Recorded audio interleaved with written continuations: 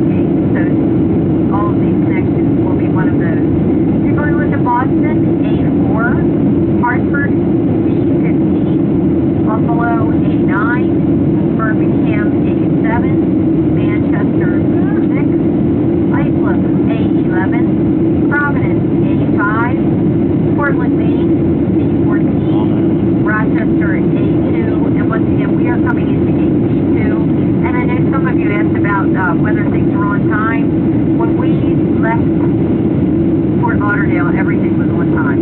So hopefully it still is. Thanks.